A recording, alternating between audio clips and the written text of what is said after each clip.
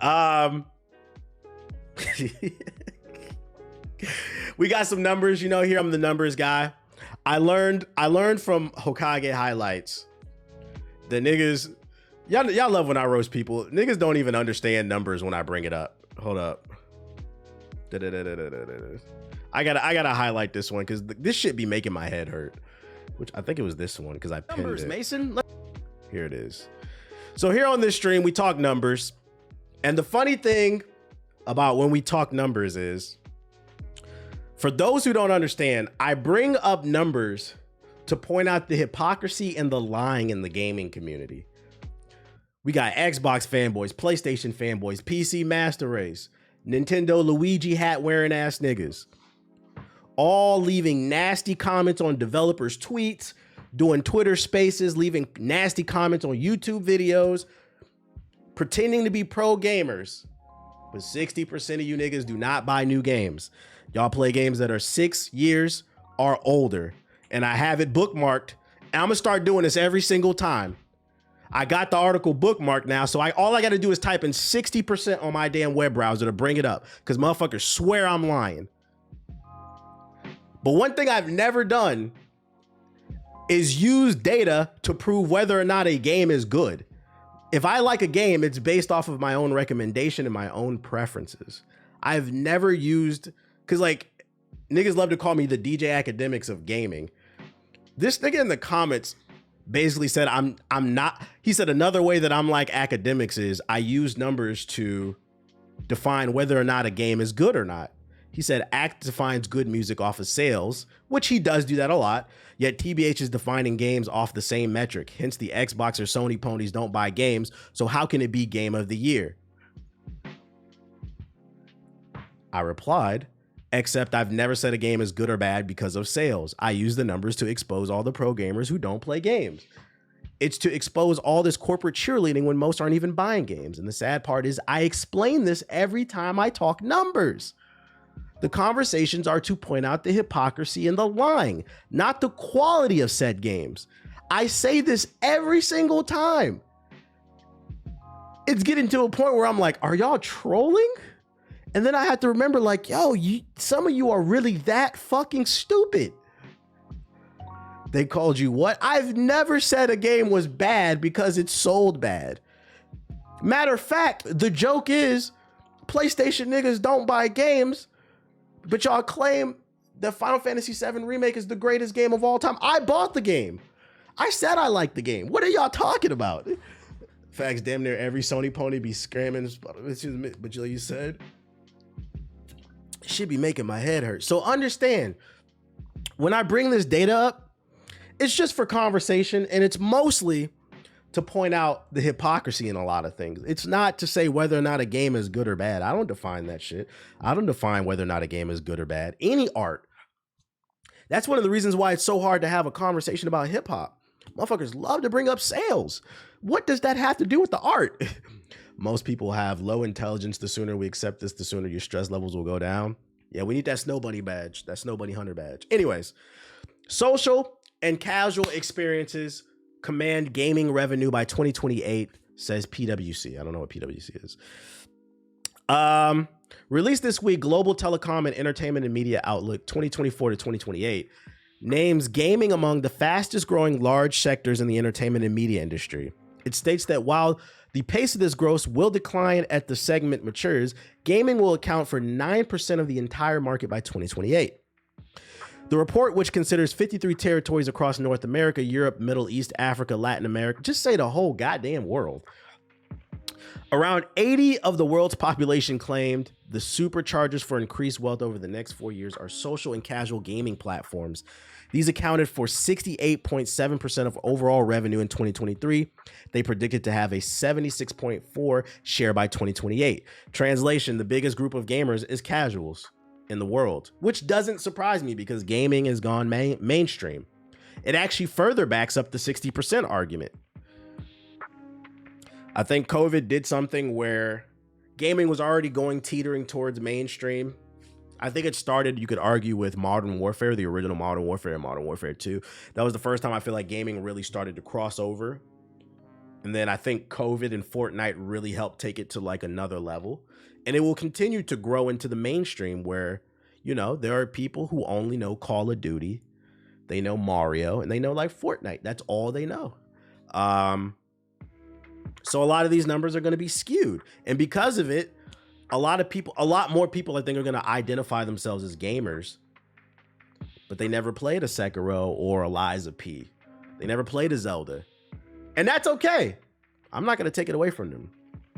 But we have to be on watch because a lot of these people love to watch the Rad Brad and then come into a stream and tell you how to play a game. That's always been my stance. I don't give a fuck if you're a casual gamer. Enjoy your games. I'm not a gatekeeper. I think it's great what Kai did. Because to me, he's a casual gamer, but I think it's great that he streamed Elden Ring. It opened up a lot of casual eyes to something new. Like, wow, I can get 100 hours of great content for $40 instead of paying $100 to get a 60 overall in fucking 2K. I think it's great. Now, I'm not going to lie. I think it's a little crazy. He spent 60 hours on Radon, but hey, at least he beat it. That's more than some of you niggas, bro. So like I say that to, we have to be on fraud watch. It's cool if you enjoy games. Just don't come over here. If all you play is GTA roleplay, don't come over here and tell me how to beat a Liza P boss, okay? That's all I ask. That's always been my stance on things. Just stop. And I think it has something to do with the internet and FOMO. Everybody wants to be part of the conversation. Everybody wants to be more qualified than what they actually are. And this has nothing to do with gaming. I mean, you see this bleeds into every aspect of life. How many times have you had a conversation about, I don't know, religion, politics, something, I don't know, basketball, and you got that one friend that jumps in and just gives some outrageous claim, and like you could tell they really ain't keeping up with what's going on in the space. I have no problem saying I am a casual. I used to be a hardcore basketball fan, but as you get older, you have less time to watch games. So like now I'm more of a casual. I go to maybe one game a year. I used to be a season ticket holder for the Wizards. I used to really go to games. Granted, being a season ticket holder for the Wizards is pretty cheap, but you get the point. You get your priority shift. I was gonna say you in basketball. Now, you know, I go to a game once or twice a year. Also, the Wizards aren't good, so you're not missing much. Yeah, it's a nice $20 deal. I have no problem saying I'm a casual or something. I don't sit here and flex on anything. The only thing I'm really passionate about, I am passionate about USA basketball. Fucking that communist. Well, he's on communist watch. Fucking Joel Embiid. We're watching him. Nope. No old head is the problem, TV. I fucking guess. But yeah, very interesting. I am curious with this data. Now that we know by 2028, the casuals will make up the majority of the big spenders in gaming. I will say another way to interpret this data, I am curious of how this is going to change gaming as a whole. I am concerned that the heads of CEO and Take-Two and just all these money, Activision, all these money hungry companies, I am curious if they are just going to be data driven and just cater to the casual audience. Are we going to see a decline in creativity in our single player games and our multiplayer games because of it? Because they're just trying to create the next game where they can pump out skins. That would be my concern. It'd be doomsday if that happens. Because I don't care what nobody says. It doesn't matter how mainstream gaming becomes. The hardcore will always be the dictators. The casuals still look to what the hardcore is saying. Don't ever forget that. You said TBH and DJ Academic stream at the same time. The simulation is real. I'm doing 2 streams at once, bro. It went all downhill when Halo added Sprint. I guess. I guess. For those of you unaware, I read this one already. Space Marine 2. It's a really cool game. looks like a mix between Gears of War and like that big zombie shooter that came out a few years ago. It's coming out in September. An old build leaked online. Some hackers, I guess, got into their database and they leaked an old build online. You can play the whole game through, but apparently the studio says this is a year-old build that doesn't represent the final game. So not only would you be stealing the game, but you'd be running an unoptimized, unfinished version of the game. So, I mean, yeah, I'm against this anyway. But just know, if you're into that pirated bullshit, you're not even playing anything remotely close to the finished product. Respect the developers. Like, matter of fact, I uploaded a video. It's very interesting how many people don't understand game development. What's the name? The video I uploaded today about Wukong, somebody left a comment. Because in that video, if you was in the stream last week, I was talking about how Wukong is a boss rush game. It is, but like some people are saying it is. And I'm a little concerned with that because I personally don't want to play a boss rush game. And somebody left a comment. He was like, that's disappointing to hear. He's like, first Wolverine was looking shaky and now this. And I'm like, Wolverine? There are a lot of people out there that are judging the Wolverine leaked gameplay. If a build leaks and it's an early build, you can't like look at it and try to get an idea. If you see it, you see it. Look at it. I looked at the Wolverine footage and I said, I see where they're going with this, but like there's obviously a lot of unfinished things here, so I'm not going to judge it too hard. But like there was a lot of people that like it might fuck with the sales of Wolverine. They don't understand game development. And like I actually feel kind of bad for Insomniac now because we don't know if it's going to be a good game or not. They haven't been given the chance to showcase things in a controlled manner like how they want to. People are looking like this shit look like trash, bro. They are slow. But the unfortunate thing is like slow people have influence. There are a lot of slow influencers out there, man. There are a lot. It's a dangerous world. The village idiot got a voice now. I'm all for throwing dirt on the village idiot, muffling that fire before it even becomes a wildfire. But the problem is there are more village idiots than there are intelligent people. I think I read somewhere that really like only like 10% of the world's population is like considered intelligent, which is like kind of hard. I would love to know like the study behind that. Like, how do you gauge that? Because intelligence is relative to what you're talking about. I seem intelligent because I talk about things that I understand. But if you ask me about some shit that I don't understand, I'm going to look like a dumbass. So it's all like, I would love to know what's the study behind that. But then I sit there and I think about it. I'm like, there might be some truth to it. Because the older I get, I'm just like, yo, what are you talking about, dude? Slow spenders are popping up 2K with the season pass. You think Assassin's Creed Shadows is getting canceled? No. Remember, guys, the internet is not the real world. Remember, hold up. Let's see, Hogwarts. Remember last year, Hogwarts Legacy was supposed to be canceled. The internet hated it. People said they weren't going to support it on Twitter. And it got lots of retweets, hundreds of thousands of retweets, millions of impressions. Best-selling game of last year. Not Baldur's Gate 3. Not Alan Wake 2. Not Resident Evil 4 Remake. And all the other amazing games that came out in 2023. The best-selling game was an average at best Hogwarts Legacy. So you say, do I think Assassin's Creed is going to get canceled? No, the internet is not the real place. They just be on the internet yapping about DEI and woke. No DEI. It's a crazy take to call someone a bigot for playing a wizard game.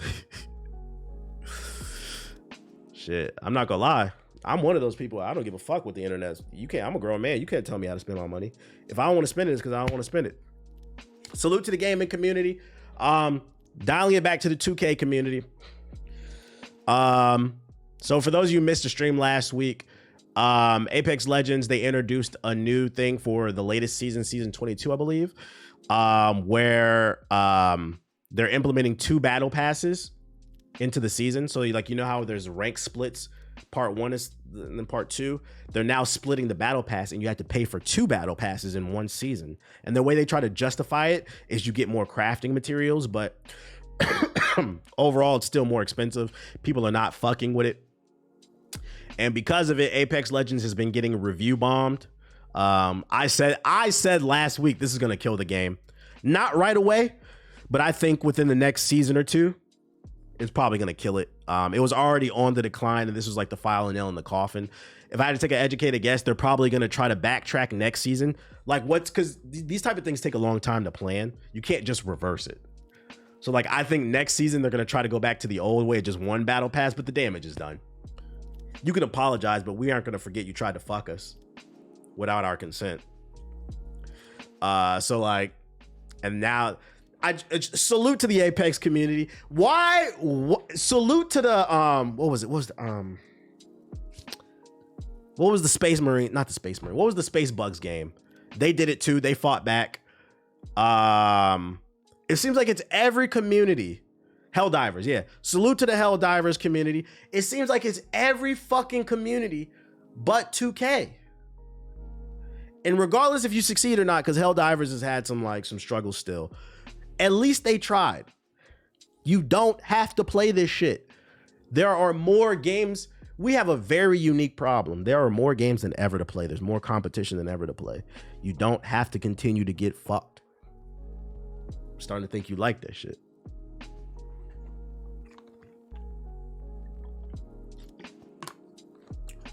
Starting to think you like that shit. I feel like their next move has to be Titans now. Yes. The one positive thing that could come from this is Apex gets burned to the ground, and from the ashes, the phoenix known as Titanfall 3 rises. You are...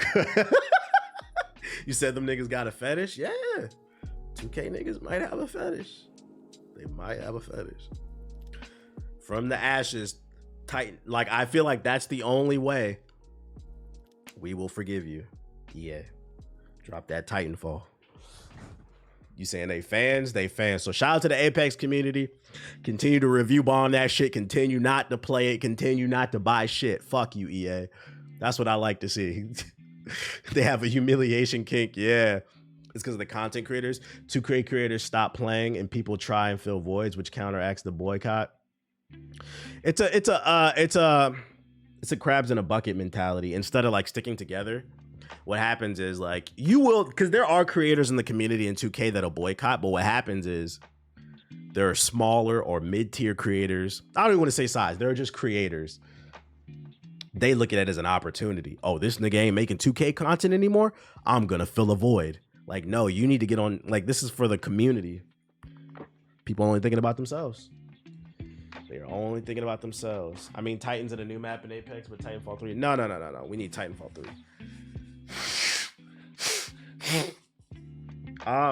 The reviews for Flintlock have come out.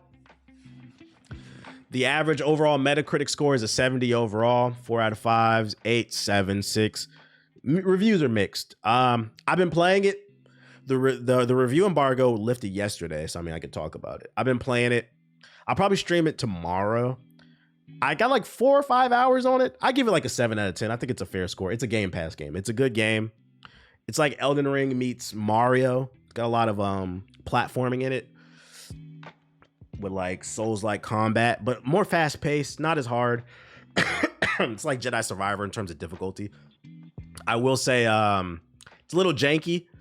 I counted several bugs in like my first hour. So it lacks. It's a AA game, and as long as you understand that, I think you'll have a good time. Accept it for what it is. It's a Game Pass game. It's a good game. It's what I thought it would be. And I'll stream it. I'm gonna stream it this week. Nice again combat, but a bit clunky. Yeah, I agree. The parry system is it's a little clunky. I don't feel like it's always responsive, but I do like what they did with because in this game, when you get runes for killing people, they have like a betting system where like your runes, the percentage, it like increases a little bit every time you kill somebody. But if you get hit, you lose it. So it's got like this risk reward system. I like that. This cash out system. Is it optimized? It is. On Xbox, it is. I watched Ethos play it on stream yesterday. He said it was optimized on PC. So like, if you have Game Pass, go for it. I would say try it. If you don't, I'd say wait for it for when it's on sale. But it is a cool game. It is a cool game. Wait for it. It's not. I don't think it's worth 70 or however much it is. Wait for it to be on sale if you don't have Game Pass. What's the next game you're looking forward to? Wukong. It runs well on PS5. There you go too. On Xbox and PS5, it has a performance mode, so it runs at 60. It's been revealed for all the crybabies out there. The new Zelda game, Echoes of Wisdom Age. It'd be the first Zelda game where you play as Zelda in Legend of Zelda. People were crying about that. Turns out you'll also be able to play as Link. I already read this article. I don't have anything else to say. So yeah, you'll be able to play as Link. Just so you know. Yo, shout out to Jory with the sub. Appreciate it. And last but not least, if you're into flash over substance, Xbox has a new game. I mean, a new controller, because there's a new in the spirit of the release of Deadpool and Wolverine. You can get the Deadpool controller, which gives it ass cheeks. How much is this shit going for? The cheeky controller design, freaky ass controller. I don't know why anybody would want this. It looks very uncomfortable, but hey, if you want to spend the money.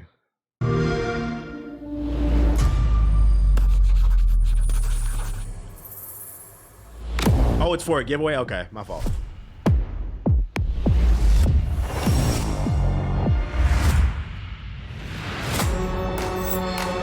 That's good they're not charging for this then. So basically, it's not meant to be used. This is more of a decoration if you want a fat ass on your desk. Repost the official Xbox sweepstakes post on X for a chance to win. You know somebody gonna probably try to sell this shit though. If anybody wants to win it, where's the tweet at? The BBL controller. My question is, why is Marvel branching to each platform? What do you mean? Why is that an issue? Where's the actual tweet at for anybody who wants to enter? Here you go. If y'all want the BBL controller, here you go. They're going to be charging $1,000 on eBay for that shit. There's where you go. So that's what I got for you on that batch of articles.